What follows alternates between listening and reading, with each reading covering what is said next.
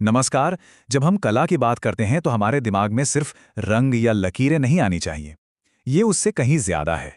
कला असल में एक कहानी होती है जो किसी जगह की संस्कृति से, उसकी जड़ों से जुड़ी होती है। तो आज हम बिहार की ऐसी ही दो कमाल की कलाओं की दुनिया में उतरने वाले हैं जो कहानियां कहती हैं, एक दीवारों पर और दूसरी कागज के पन्नों पर। जरा इस मधुबनी पेंटिंग को देखिए, कितनी बारीकी से बनाई गई है। सोचिए, ये दीवारें क्या-क्या कहानियां सुना सकती होंगी। ये सिर्फ सजावट नहीं है, ये तो कैनवस हैं जिन पर पीढ़ियों की कहानियां रंगों और प्रतीकों की जुबान में लिखी गई हैं। तो चलिए, हमारी यात्रा शुरू होती है बिहार के एक सबसे जाने माने कल्चरल खजाने से, मधुबनी पेंटिंग। आइए आस्था और परंपरा के इन रंगों की दुनिया में चलते हैं। मधुबनी कला की जड़ें बिहार के मिथिला इलाके में बहुत गहरी हैं। कहते हैं कि इसकी शुरुआत तब हुई जब राजा जनक ने अपनी बेटी सीता की शादी के लिए पूरे राज्य को सजाने का हुक्म दिया था। तो आप समझ सकते हैं, ये कला परंपरा और उत्सव का ही एक हिस्सा है। अच्छा, तो मधुबनी कलाकार बनाते क्या हैं? प्रेरणा कहाँ से लेते हैं? वो अपने आसपास की दुनिया से ही प्रेरणा लेते हैं। उनकी कला में धर्म, प्रकृति और रोजमर्रा की जिंदगी सब कुछ घुला मिला है। जैसे राधा कृष्ण, शिव पार्वती जैसे देवी देवता, तो दूसरी तरफ हाथी, मछली और सूरज चांद जैसे कुदरत के नज़ारे। हर तस्वीर में एक कहानी छुपी है। मधुबनी कला की एक सबसे बड़ी पहचान, और आप कह सकते हैं एक नियम भी है, कि कोई भी जगह खाली नहीं छोड़ी जाती। कैनवस का कोना कोना पैटर्न और डिजाइन से भरा होता है, जो आर्टवर्क को एक अलग ही एनर्जी देता है। अब यहां देखिए, कलाकार ने कैसे एक एक इंच को फूलों के डिजाइन, ज्योमेट्रिक पैटर्न्स और छोटे छोटे जीवों से भर दिया है। इसी से तो इस आर्ट में एक अलग ही जान और जिंदगी आ जाती है। मधुबनी स्टाइल की एक और खास बात है इसका डबल लाइन वाला बॉर्डर।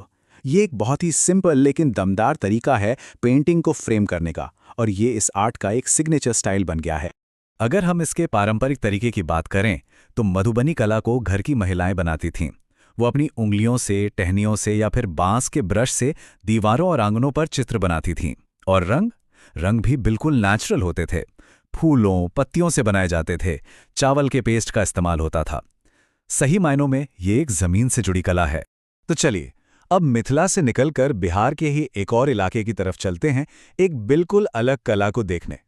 हम मधुबनी की जानी पहचानी दुनिया से एक ऐसी कला की ओर बढ़ रहे हैं जिसका अपना ही एक अलग अंदाज है, और वो है मंजूषा। तो अब हम आ पहुंचे हैं भागलपुर में, जिसे मंजूषा कला का घर माना जाता है। इस इलाके को पुराने जमाने में अंग प्रदेश भी कहते थे। यहीं पर जन्म हुआ मंजूषा कला का, जो है तो मधुबनी जितनी ही खूबसूरत, लेकिन इसका स्टाइल और कहानी कहने का तरीका बिल्कुल अलग है। मधुबनी में क्या होता है, अक्सर एक ही सीन होता है, लेकिन मंजूषा कला एक स्क्रोल पेंटिंग है जो एक कहानी कहती है, बिल्कुल एक के बाद एक। आप इसे एक तरह की प्राचीन कॉमिक स्ट्रिप समझ सकते हैं, जिसमें ज्यादातर बिहुला और बिशहरी की लोक कथा सुनाई जाती है। मंजूषा कला में ना कुछ सख्त नियम होते हैं, और इन नियमों को कलाकार मानते हैं, क्योंकि यही नियम इस स्टाइल को इसकी खास पहचान देते हैं। और सबसे दिलचस्प नियमों में से एक है रंगों का इस्तेमाल। मंजूषा कला में सिर्फ और सिर्फ 3 रंगों का इस्तेमाल होता है: गुलाबी, पीला और हरा। बस यही वजह है कि इसे देखते ही पहचाना जा सकता है।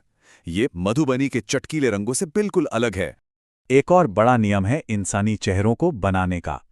मंजूषा कला में चेहरे हमेशा साइड प्रोफाइल में ही बनाए जाते हैं, मतलब एक तरफ से, सामने से कभी नहीं।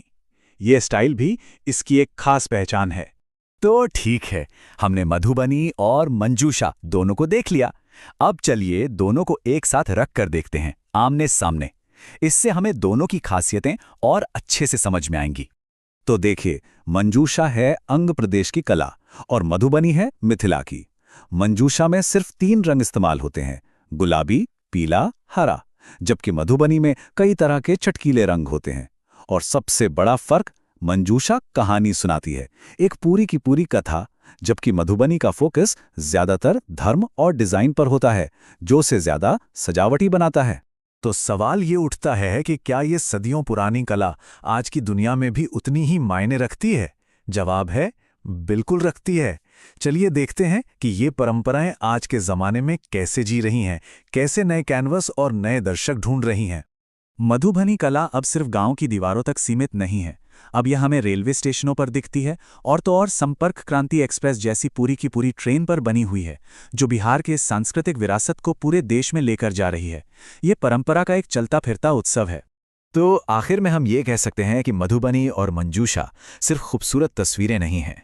ये एक इलाके की आस्था, उसकी कहानियों और उसकी पहचान को दिखाती हैं। ये बिहार के लोगों का जीता जागता इतिहास है, उनकी आत्मा है जो दीवारों और स्क्रोल पर उकेरी गई है। और मैं बस एक सवाल के साथ आपको छोड़ना चाहता हूं। सोचिए, अगर ये कलाकार आज की दुनिया को अपनी कला में दिखाते तो वो क्या बनाते, उनकी कला कैसी दिखती? ये परंपराएं आने वाली पीढ़ियों को कौन सी नई कहानियां सुना सकती हैं? सोचने वाली बात है ना?